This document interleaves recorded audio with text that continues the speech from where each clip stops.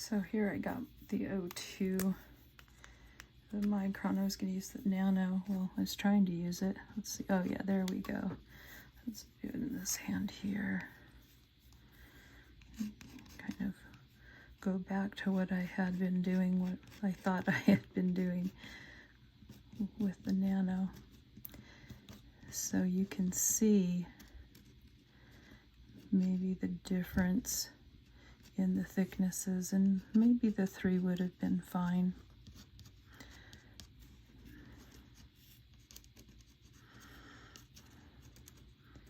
You just kind of go in and mimic, suggest what you would see on an aspen tree.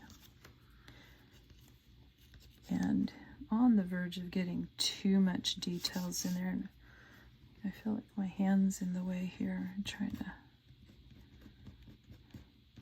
keep from getting in the way, but you just kind of get creative about what shows up where and do your little branches.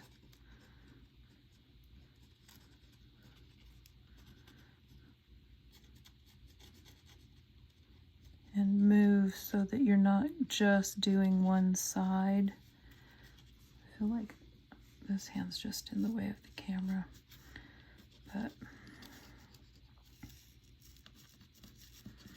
and see this tape, it keeps peeling off.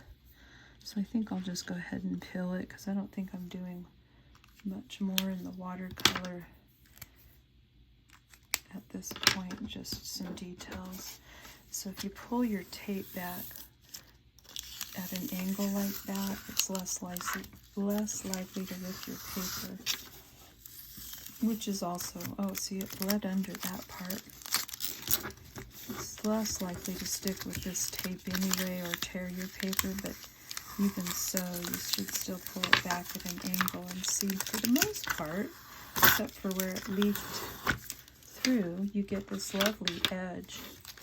And if you're using white paper, which is what I like to start with because you can't get that white back, and I don't use white paint, I like the paper to be the white part. So then I'm done with that, and I can just go keep making little finer details as I come back and see.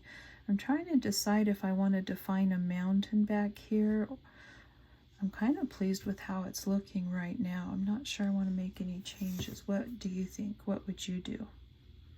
And I hope this helps. I know that I've had some requests to show how I do the aspens, and that for the most part is how it's done.